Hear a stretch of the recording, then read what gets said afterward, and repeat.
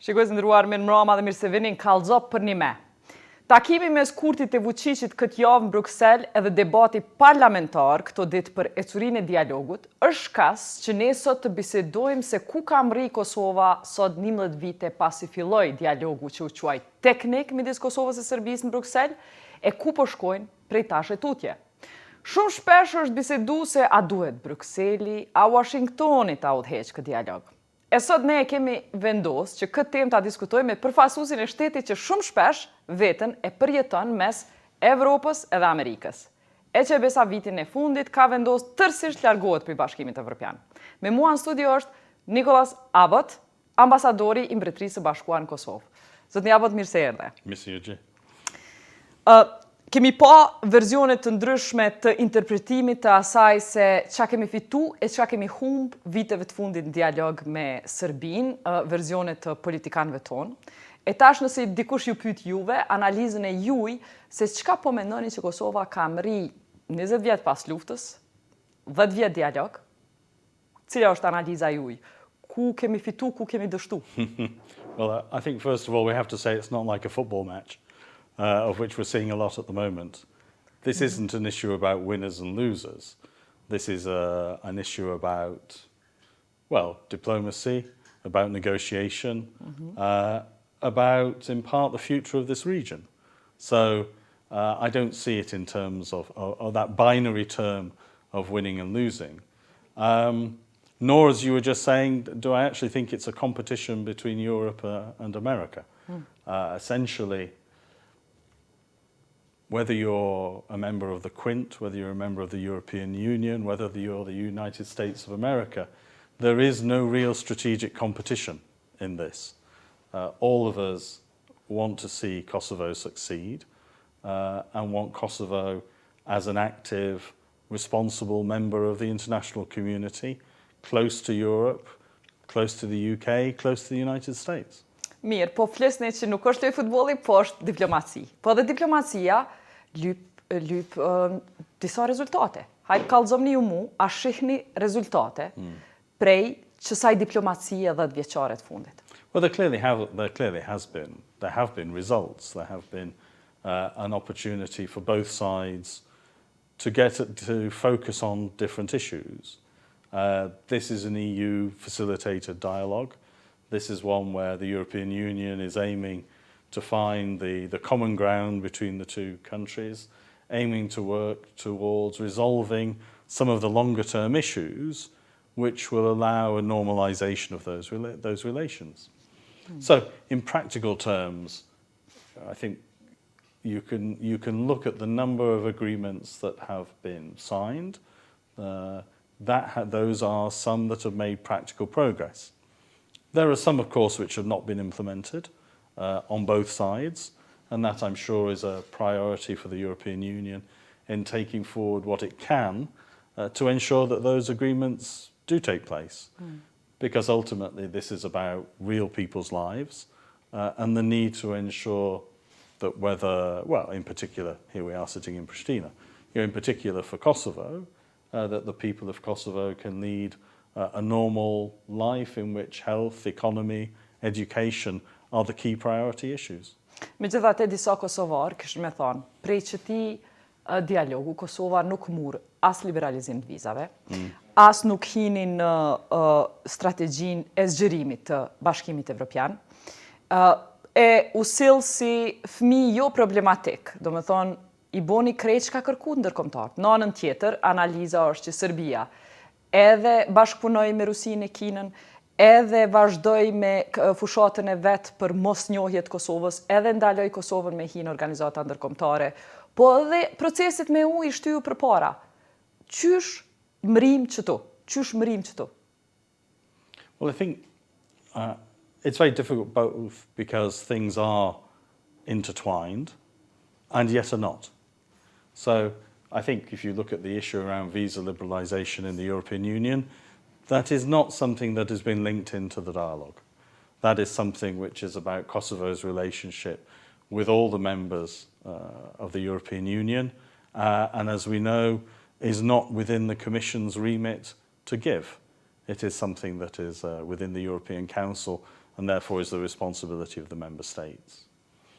In other areas, clearly things are intertwined, and whether that's Serbia's membership of the European Union, whether that's Kosovo's membership, all of those are going to depend, I think, on the normalization between the two countries. Serbia obviously has a wide range of relationships that it wishes to develop, but really I'm here to talk about Kosovo. Why Kosovo is not achieving to develop relationships and move itself forward with any process compared to Serbia, who was, the biggest culprit in former Yugoslav war, but it has managed to move its country forward, but Kosovo hasn't. I think you can't measure them in the same way. I think if you look at Kosovo and its relationship with the European Union, if you look at the financial support that the European Union provides, the number of projects and programs, the closeness of the European Union or of the United Kingdom or of the United States, you would not find that in Serbia. So in some ways, Kosovo is already a member of the club. Our relationship now is certainly as close, as angusht as I have ever known a relationship with a foreign country. Most of my career has been elsewhere, but our relationship, and I see it with some of my European colleagues, is very, very close. And you have a level of cooperation, a level of coordination, which is far more friendly, far more positive than you would find elsewhere. The situation of Kosovo, of course, is difficult. It's a young country. You have institutions that are new and that are trying to find their way in the modern world, and that's not easy. But again, I see that very much our role is to be there to support you. It's true, but some would say, then would international community be also responsible to take some of the responsibility because of this coordination and cooperation? Kosovo listened to international community and coordinated so well, yet the results are hardly there. With the youth of Kosovo watching this may think we hardly did anything for them in the last 2 decades since the end of the war. Hardly. But I think you know that that's not true. And I think most people who were here 20 years ago know the difference between Kosovo 20 years ago and the Kosovo of today. With this much money, this much friends? You only need to walk the streets of Pristina to see the difference. And I've traveled a bit within Kosovo. COVID has always obviously limited that. But I don't think you can say that this is the same country. And I think a lot of that is because of the international support that Kosovo has received. So it isn't really fair to say, well, it's not produced anything. It's perhaps not produced as much as everybody might want or expect. But that's also about the vision that Kosovans have, the stability within the political system. And I think we have to recognize that the last 5-6 years have not been easy. And we need to look at what the progress is in the future, not so much look to the past. So what does Kosovo need to do if you look at its main obstacles to become a serious member of EU enlargement strategy, a serious member to get visa liberalization? What do you see Kosovo needs to do? Well, I think these are really questions for the European Union. I have to be slightly careful as the United Kingdom. We're no longer members. And a lot of it is about a very open and frank discussion about some of the serious issues that Kosovo faces. Some of that is certainly around rule of law, some of it's around corruption, some of it is around the regional issue of organized crime. And if you were to be asked about Kosovo's corruption level right now, what would you say? It remains high. There's a real problem. Something needs to be done about it, and we are obviously working with a range of institutions here on that issue, with some in a very practical way. But it would seem to me that we need to remember that if people can act without consequences, then there's always a risk of corruption. Before we go on to the projects you're working on in these fields, rule of law, recruitment, I want to ask you a couple of questions about still on the dialogue and relationship with Serbia.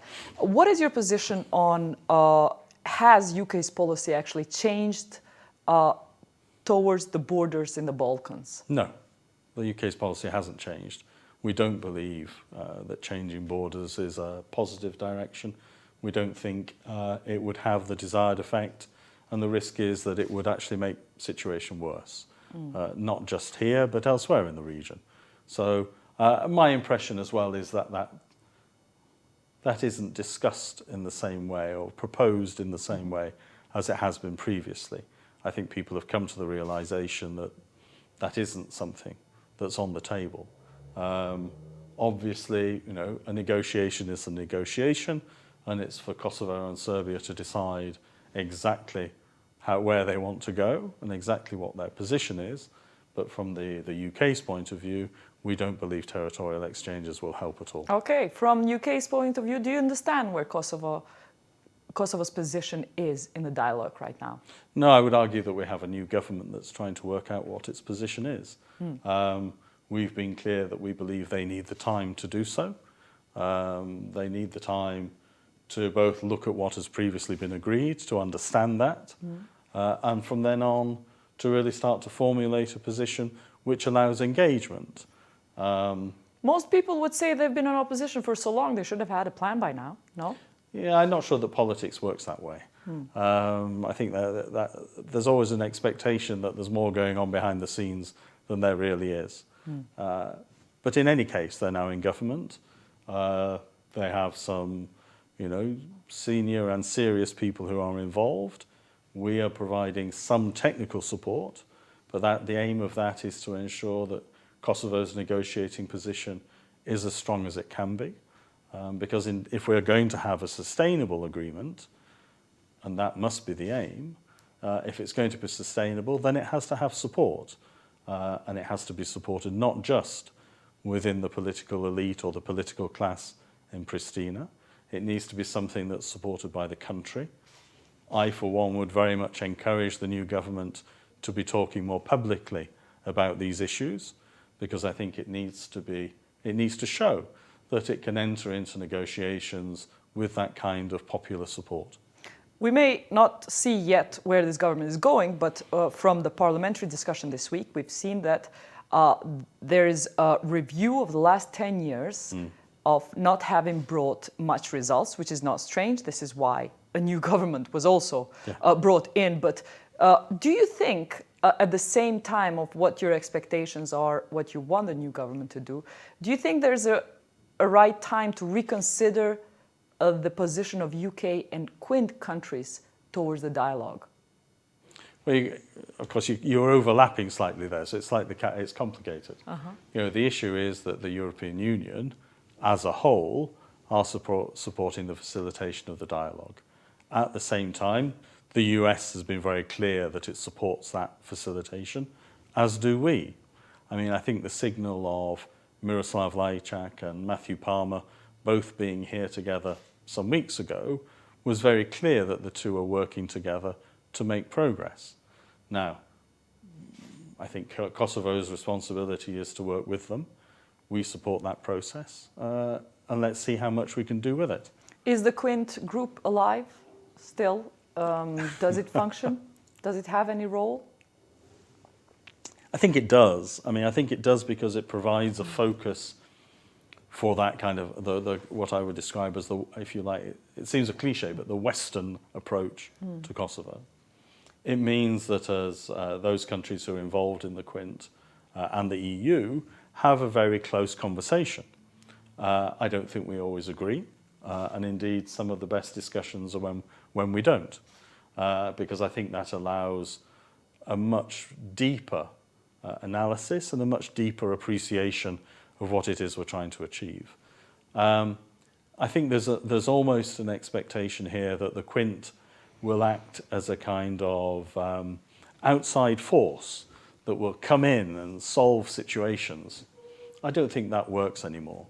You know, Kosovo is a young country, but a young country that should be standing on its own feet. You now have a government which has been elected, which has a majority in the Assembly, which has a very clear mandate, and I think it's really now for that government to show what Kosovo can achieve. Does the UK support the forming of the Association of Serb Municipalities? Well, insofar as it is a part of the negotiation, the agreements that have been signed up until now, yes, it does. And I think it is clearly an issue that's on the table. It's clearly an issue that has previously been agreed to by the Kosovan government. But the Constitution has said that it jeopardizes Kosovo's sovereignty. So you're going to need to look at what jeopardizes the sovereignty. It's not simply the name itself, is it? It's the powers that would be given to such an association. So you need to be clear what those powers are and what you think the powers are that might jeopardize the Constitution, and to work around that. But again, it's about engagement and it's about discussion. I think the worst thing is for those who claim that because the association has been mentioned, they should throw their arms up in horror and run away. But we've been engaging and discussing for the last 10 years. Yeah, so it's time to do some deciding. So Kosovo needs to decide what it wants. Can Kosovo have an alternative? Can Kosovo give an alternative to the association of mono-ethnic Serb municipalities? Should there be an Albanian association and a Serbian association, and tomorrow a Turkish one? Language is important. I mean, you just said yourself mono-ethnic. That's not what's being proposed. No? A Serb majority municipality is not mono-ethnic. It includes others within it. It's just where you're talking about a majority. So again, let's be honest and open about what the discussion actually is. Nobody is suggesting that there should be an association. Let's be open about it. Where has this worked? Where has this model of one ethnicity having majority of municipalities in an association worked? Well, it's working within the majority of the country at the moment. Where all the municipalities are part of an association, not just but all your majority or minority. But under what is proposed, any municipality could create an association. Yes, so why create an agreement for one particular ethnicity to have a majority? Well, why do you think? Why? Because this is part of a negotiation and has been proposed as part of a future normalization between two countries. That's why. Okay, so one of the things that have been proposed as well by Kosovo side is to deal with the past. Yeah. This has not been a conversation until now in the dialogue. Do you think Kosovo should push for the pledge to sue Serbia to commit for the commitment of genocide, addressing missing persons through this dialogue? Do you think this should become a part of the dialogue too? I mean, the UK's view is that genocide is a matter for the courts. It's a legal one, not a political one. So I would be very wary of suggesting it should be part of a political negotiation. If Kosovo believes it wishes to file a lawsuit, then it should do so. But that's a legal process. The issue of missing persons, I don't think should be politicised. I do think it needs to be part of the dialogue, because I think both Kosovo and Serbia share an interest in resolving what is essentially a humanitarian issue. It's something I feel quite strongly about, something that we as an embassy are involved in supporting. But I also think that Kosovo cannot believe that it is just one-sided. This isn't just about Serbia and people who have disappeared into Serbia. There are clearly missing within Kosovo who need to be found. And I think both countries need to play a part. I think often there's a desire to kind of quantify the issue. There's often a desire to say, yes, but that's fine what you're saying, but let's be honest, more Kosovo Albanians have disappeared, we don't know where they are, than Kosovan Serbs or Roma or others. That's true. But I don't think you can quantify human suffering. And if you're a family who has lost a loved one, from whatever community you come from, that's just painful. And something needs to be done to address that. But you also have to realize that Kosovo now has an international court that is dealing with war crimes, while about 10,000 people who've been killed in Kosovo have no international court to go to anymore, and lots of people who are looking for justice are not getting it in Serbian courts. So what do you say to that? So we're moving Yes. from the missing, we're moving now to war crimes. Yes. Well, that again is a legal issue that I think Kosovo should be proud that it is addressing, because Kosovo has shown the courage to do so, whereas others maybe in the region have not done so. And I think in those terms, we very much support Kosovo doing that. I think it's But why don't you support Serbia doing it? Well, we would if they did, but they don't. And if they don't, they have no repercussions from international community. So it's okay to be a bad guy in the region. And this may be the nature of international law. International law allows countries that don't want to deal with war crimes to move forward into the EU, to be treated like a normal country, Well, no, they while don't. us that form an international court are still treated the same. Is this Not what true. international law I would is? disagree with that. Okay. I would disagree. Why would you disagree? Because I don't think Serbia is progressing. I think those still remain obstacles. And they will always remain obstacles until they are handled by Serbia. But that's an issue for Serbia, and we're not sitting in Belgrade. Okay, I will want to move on to talk about the recruitment project that UK has Yep. with our government and parliament. Where is that project now? So the project is about to, I mean, we do it at various levels. So obviously we have an agreement with the Assembly, we have an agreement with the Prime Minister. I'm optimistic that this week we'll be signing the Memorandum of Understanding, which will basically fix which are the positions that under this programme we are going to be involved in their recruitment, and obviously therefore the details of the process that will follow. With your predecessors, we've discussed in the past how about 50% of all recommendations that this project gave to the Kosovo Yep. government and parliament have been accepted, 50% have not. Yep. What will you do in the future if the same happens? And what do you expect for the future? Well, it comes back to what we were talking about earlier. I don't think it's a binary thing about results, but I'm not, I'm not looking for a particular score, because in some ways, I think when either within the Assembly or within government, there's been a decision not to follow the process that we are offering, effectively. When there's been a decision not to follow that, it's also an opportunity for people to ask why, and to try and understand what other pressures, what other issues are coming into play. We're very clear that the process we run is to ensure a better, more meritocratic, more competent choice of senior officials.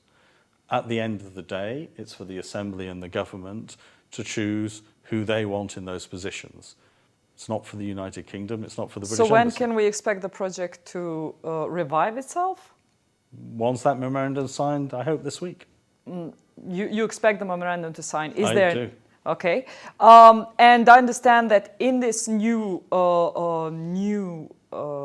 wave of the project, there's also the decision to go into oversight of procurement review body. This Yes. body has been criticized in the studio by a lot of municipalities, ministries who have blockages in this body. Why have you decided to monitor this Well, body? I mean, it builds on, it's the same approach as with the recruitment programme. What we're trying to bring to institutions is greater integrity. As you say, there have been a lot of criticisms of the procurement review body. What we want to see is a more transparent, if you like, more competent, more recognised process. One that allows contracts to be awarded in a much more, well, correct way. Because I think in the past... So will you put resources not just in people of human resources, but looking at contracts now? So what we will try and ensure is that the processes within the review body are making sure that the contracts are looked at properly, but also the bids. And there clearly needs to be a lot more verification of who is bidding and whether they are a competent company, organisation to deliver what is ever in the contract. In this attempt, are you going to make the bids, the contracts and decisions transparent? Are we going to see more transparency? Because there has not been. Well, much. yes. I mean, our aim must be that the procurement review body itself does work in a more transparent fashion. That is for the body to do. It's not for me or the UK Embassy to do that. But that's what we would want to see. Personally, I think often on issues of corruption, much can be addressed through transparency. Has this body accepted your assistance? Have you signed any? So we signed 3 memorandums with 3 ministries, education, defence and culture. And obviously we will be, starting now, if you like, having signed those memoranda. You're also are focused into giving assistance to tax authorities and customs. Exactly right. What is happening there right now? So there are 2 elements to that. One is about capacity.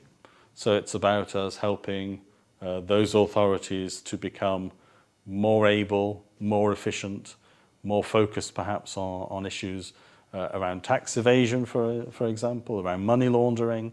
There's also, of course, an operational element to this. It's clear that we need to help and work with partners in the region on issues that affect the UK.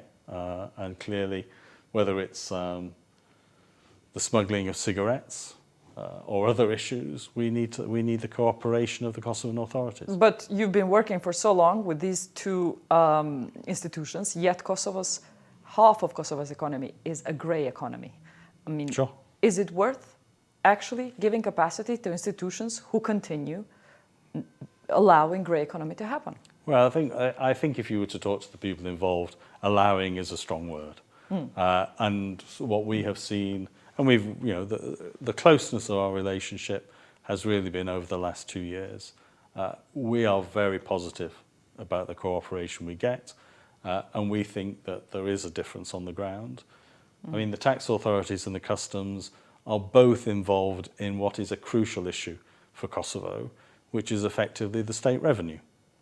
And again, ensuring that the state can get the revenue that it needs to provide the services to the population of Kosovo must be something that we support. Is your position still that it's best to merge these 2 institutions? Well, I'm not sure that's a very strong position. I mean, I think we see that there are efficiencies in doing so, but it's not an ultimate priority. The priority is both of those organisations operating as well as possible to ensure as great a revenue for the state as possible. In this respect, would you be frank enough with Kosovars to tell us that Kosovo is viewed as a country that illegal money is laundered, illegal UK money is laundered in Kosovo? It's a conversation we often have. Yes, it's a conversation you often have. Is this the kind of prisms through which Kosovo is viewed in UK and beyond? I think Kosovo is seen through a variety of prisms. You can see it through the one where, yes, money laundering exists. Yes, cigarette smuggling exists. It isn't that it just exists in Kosovo. It exists across this region. So our engagement with it is across the region. But Kosovo can also be seen through another prism, which is one which is a very positive contribution. I mean, if you look at the Kosovan diaspora in the United Kingdom, it's well settled. It's very much involved in the economy. It's very much involved in a range of institutions. And I think it provides a very positive impression in the UK. Lastly, UK has more vaccines than its population is at the moment. Yes. Has Kosovo been asking the UK directly to donate any of these vaccines? Are we going to see that in the future? Is that conversation intensifying between Kosovo and UK? I can't say the conversation's intensifying. Yes, we have been asked. I think it's been very clear up until now. Our position is that we are giving a lot of vaccines to the COVAX facility, from which Kosovo also benefits. We've put a lot of money into that as well. You may be aware there was an announcement this weekend of the G7 that we will be putting a further large amount of vaccines into that facility. And I very much hope Kosovo will benefit from that very soon. But there's no direct conversation that can be had that UK can give Kosovo more vaccine directly without... Up until now, we have very much taken the position we support the COVAX facility. And because we want others to do that as well, that has been the focus. But I'm glad to say that Kosovo does benefit from that facility. So in some part, we are supporting Kosovo directly. Mr. Abbott, thank you for the interview. It's been a pleasure. Thank you. Ishte ky ambasadori I Anglisë Kosovë, zotri Nicholas Abbott. Kaq kishim për sonte, vazhdoni me na shkruan kallzo.com edhe mirëbecje.